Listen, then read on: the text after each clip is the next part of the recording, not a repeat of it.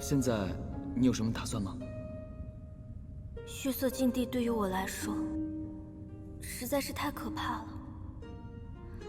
既然烈阳花已经找到了，我得赶紧离开了。哥哥还在等着我呢。韩大哥，若是我独自前来，必死无疑。在此谢过韩大哥。哎，别，不用谢，举手之劳而已。我家里有个小妹，也是与你相仿年纪。赶紧回家看你哥哥吧。